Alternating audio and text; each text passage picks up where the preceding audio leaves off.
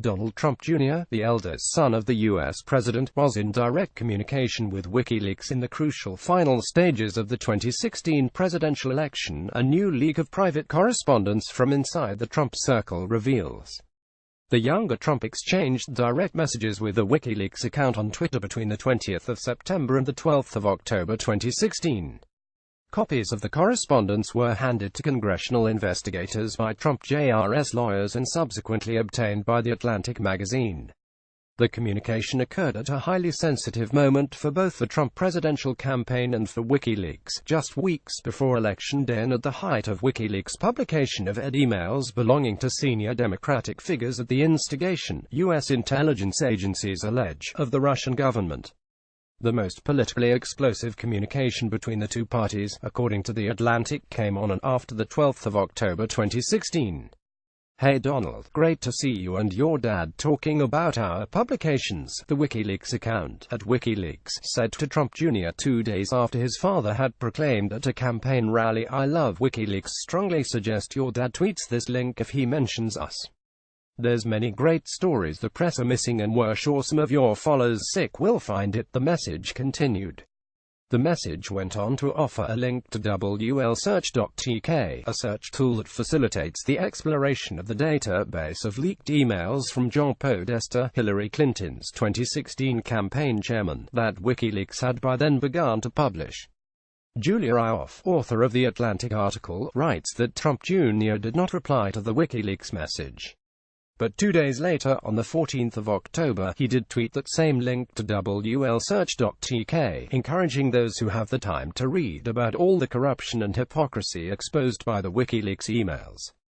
Donald Trump Jr. at Donald Trump Jr. For those who have the time to read about all the corruption and hypocrisy, all the at WikiLeaks emails are right here. https://t.cosgame9rcs October 14, 2016. The Guardian contacted WikiLeaks, which referred to a Twitter post by the group's founder, Julian Assange. He suggested that The Atlantic had selectively edited the messages. Julian Assange small diamond at Julian Assange full text of alleged DMs with context provides a different reading, unsurprisingly. https://t.codwickcoop74 November 14, 2017. Assange also read that the messages from WikiLeaks, including ones urging Trump Jr. to release his father's tax returns through the organization, showed its chutzpah. A lawyer for Trump Jr. told The Atlantic, "We can say with confidence that we have no concerns about these documents and any questions raised about them have been easily answered in the appropriate forum." On Monday evening, Trump Jr. tweeted what he said were copies of the entire chain of messages with at WikiLeaks. The first contact from WikiLeaks was made on the 20th of September 2016, the magazine reports.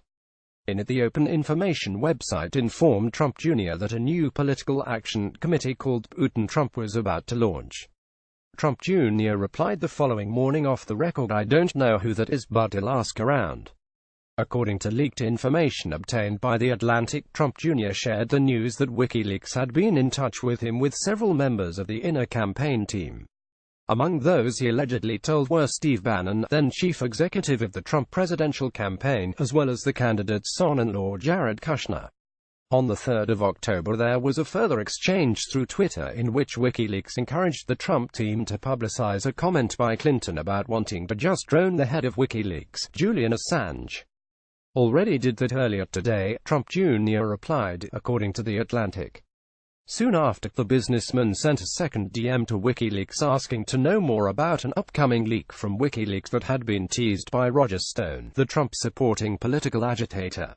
According to The Atlantic, the information flow continued until as late as July this year, although after the 12th of October 2016 it was entirely in one direction. After that date, the younger Trump did not respond to any approaches. Beyond the point, the leak becomes more revealing about WikiLeaks and its maverick founder Assange, holed up in the Ecuadorian embassy in London, where he has lived since 2012, than about the circle of the U.S. president. The most revelatory detail in that regard dates back to the 21st of October 2016 when the WikiLeaks account, presumably controlled by Assange himself, though the identity of the correspondent is unknown, contacted Trump Jr. urging him to allow WikiLeaks to publish his father's tax returns. WikiLeaks suggested the move would be positive as it would undermine suggestions that the organization was in the pocket of the Kremlin. If we published tax returns, it will dramatically improve the perception of our impartiality, WikiLeaks says. That means the vast amount of stuff that we are publishing on Clinton will have much higher impact, because it won't be perceived as coming from a pro-Trump, pro-Russia source. On Election Day itself, the 8th of November, WikiLeaks contacted Trump Jr. to make the extraordinary suggestion that should his father lose the contest, as was then widely expected, he should refuse to concede the race and instead turn the spotlight on the media for rigging the result. Profile: the 31st of December 1977 in Manhattan. After a brief stint bartending in Aspen, he moved back to New York to join the Trump Organization, supervising Trump Park Avenue and other projects. He took an interest in other family enterprises in later years, appearing as a guest advisor on his father's reality television show The Apprentice and as a judge of various Miss USA pageants. Just before the news of his meeting with the Russian lawyer Natalia Veselnitskaya, he was riding high as executive director of the Trump Organization and one of the president's closest confidants. On Tuesday, the 11th of July 2017, he produced the most damning evidence yet in the FBI's investigation of Russian meddling in the U.S. election, catapulting himself onto the international stage with emails showing he knowingly met with a Russian lawyer claiming to have dirt on his father's rival. I think I probably got a lot of my father's natural security, or ego, or whatever. I can be my own person and not have to live under his shadow. I definitely look up to him in many ways. I'd like to be more like him when it comes to business, but I think him such a different person, it's hard to even compare us. His work persona is kind of what he is. I have a work face, and then there's my private life. Trump Jr. to New York Magazine, 2004. It's a do-anything-you-can-to-own world that helps part of, and his eagerness to meet with this lawyer, who was very explicitly described as having information that came from Russian government sources. There's no mystery there. There's no veil. There's not even one veil. Her name wasn't mentioned, but everything else was very explicit and he leaps at it. That's all part of this. All that matters is winning. There's winning and there's losing. That's it. That's the value system, and in that way, he very much echoes his father, Gwenda Blair, Trump biographer, to The Guardian, the 12th of July 2017.